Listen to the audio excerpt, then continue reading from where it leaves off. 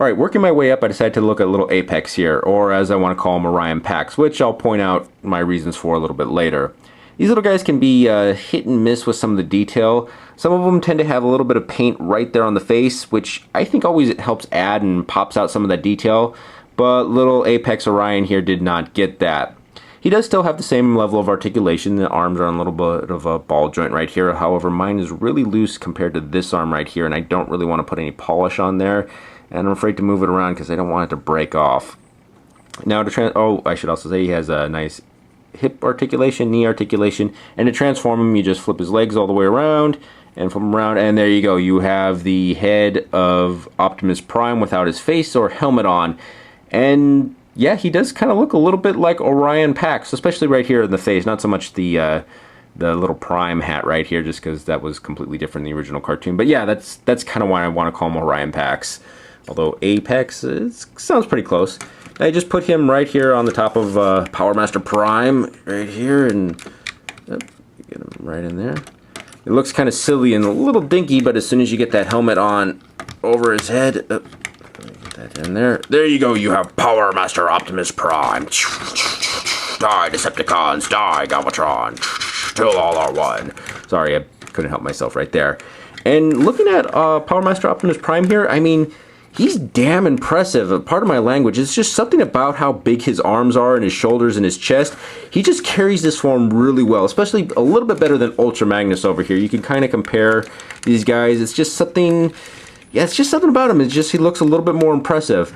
Now, Prime does share a lot of same features as Ultra Magnus over here as far as toy detailing, but you could see a lot of differences too, especially in the chest. And even if you were to pull these parts down right here, you can see that they even have different vehicle cabs right here. You can see that Prime's is a lot bigger than Ultra Magnus is over here. So there's a lot of retooling, especially also on the detailing with the legs too. You can see how there's a lot of nice little pistons and hinges right there.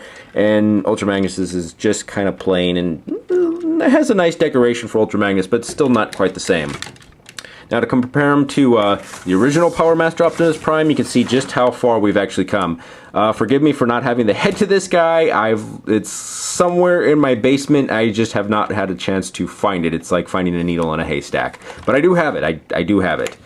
But yeah, you can see just how far we've actually come in detail with these guys. But he still has the same standard things, the two nice guns, the shoulder-mounted guns as well. And he does have a nice range of articulation as well, so you can move his arms up and down, move them out side to side, bicep swivel, elbow bend. No waist articulation, however you do have a nice ratchet on the hips, move up and down, thigh swivel, and a little bit of a knee bend right here too. I say a little bit because the back of the cab here will actually get in the way of getting him into some really nice poses, unlike Ultra Magnus here, who had a much wider range of articulation when it came to the knees. Now, sadly, I do wish that these guns could actually fit inside Optimus's hands right here, but no, he doesn't have any way to grip onto them. I guess you can maybe put them on the side right here, but still, it's not quite the same.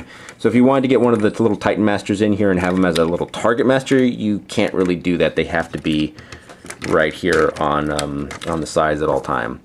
Now, another little thing that they've added to Optimus Prime here is that you can see these little slots right here, and those are actually supposed to hold the handles of the gun so that when he holds onto them, they don't want to flop out. It's one of the downsides that happened with Ultra Magnus over here. And yeah, so he'd never really hold onto his guns all that well, but it's a nice little addition that they added to him right here. Can I get those in there? There we go. So it does make it feel a little bit more sturdy, especially once you actually get the hand gripping around the gun. All in all, he is a pretty cool figure in his robot mode. Let's see how he holds up in vehicle mode next. Alright, now to transform Optimus Prime here, we're going to start off by moving his chest piece down like so, and then opening up the front piece of his cab. We can actually take his head and rotate it all the way and just lock it right into here. And this is an improvement I like over the Ultra Magnus figure. You don't actually have to take Apex or Orion off right here to store him someplace on one of these little pegs that you'll see pop up all over the body in vehicle mode and base mode. You can stick it right in there, and then you don't have to worry about him actually getting lost. Next up, we're going to take this little panel, fold it up like so. We can actually cover up the hole that his head actually made. Move these back like so, and then we're going to want to flip this up and rotate this all the way around and lock it into place. Next, we're going to want to push this forward, and then we can actually pop this up for when we actually have his vehicle mode. Next up, we're going to move to his legs, and I'm just going to move his arms out of the way so that they're not cumbersome or in the way of his transformation. Next, we're going to take these panels and fold them out like so. Alright, now this is something that's different than Ultra Magnus. You got a lot of extra pieces here that kind of get in the way. Now there's a little slot right here, a little peg right here in his leg that's just going to fit right on this slot when we rotate it around. So we're going to just move that like so. Move that like so on this side as well. There we go. Next up, we're going to actually take his feet and rotate them all the way back like so. Just swivel them all the way around like this. Make sure I get those pegs right in there. They want to pop right back out. Okay. Next, I'm just going to also move these out of the way as well. Yeah, this is a little bit more cumbersome to transform in Ultra Magnus, just like I said. Next, we're going to want to make sure these slots are poking or together right here and lock them into place. Locking his legs together. There we go. Move his legs up like so, or bend his hips around, and then get this little chest piece to lock right in there. There we go. I think I got that. We can move this piece down like so. And you would think you'd want to put these little side panels right here into these little pegs right here right now, but no, we actually got to work with the arms next. We're going to fold these pieces up like this, and actually I'm just going to place them down and get them right here on the table. Okay, I'm going to rotate these around, pop the arms up like so. There we go. And then just make sure these get locked into place right here. Now this is always a bit tricky for me. There we go. There's 1, 2, and then just kind of get these down like so. You know, there's these little pegs right here that are going to fold right in there, and I guess I could actually put these panels up like so as well. Make the back of his cab all nice and locked up. Next, we're going to take these panels finally and move them over here and lock them into place. And there's also a little tab that's going to fit right in the little slot right here. Lock that in place, get that in there. Make sure everything locks in place, and there you go. Optimus Prime is now in his vehicle mode. And you could actually take the little weapons and guns and put them on the side right here, just like he did with the original Generation 1 figure. However, he doesn't have 2 of the same type of guns, so these just actually fit right up here on these little slots right here. Now be careful pushing them in, because this is kind of hollow, and you can see that it has a lot of give to it. And I do like the fact that you have these guns here, because it does cover up the little molded plastic right here, which I think is something that I'm not a big fan of how this makes it actually look. I wish this was all one solid piece right in there. I don't know, I might fill it up with some clay or some Sculpey or something just to, and then try to paint it the same color. I'm also hoping that maybe some third party will come up with some stickers that can fit right on here, just to give a little bit more extra detailing, because the original Generation 1 Prime had a lot of nice sticker detail right here to make it look like there was a little bit more going on. He does have a lot of the other stuff from the original Generation 1 Prime. You can see the little side paneling right here, and they've actually added a lot more little circuitry and electronics right there to make it a little bit more high-tech. And as I said before, you can see all the little pegs right here, so you could stick any one of the little Titan Masters. Let's see if I can get this guy's leg on there. It doesn't want to fit right on there. I'm not really sure why. That fits right up there. You could fit another one right back here if you really want to. So you could load this guy down with Titan Masters if you really want to. Now, comparing his vehicle mode to Ultra Magnus's, I think Ultra Magnus's did just a little bit better in my opinion.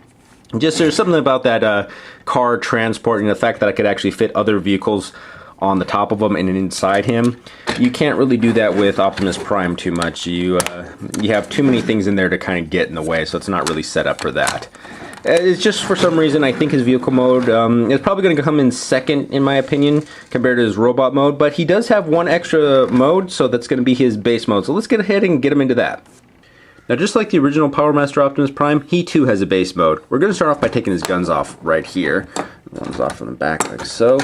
Then we're going to take his side panels and going to pop those off. There we go. And then we're going to take his arms and pop those out of their little sockets right here and fold them back, almost like we're getting them back into robot mode.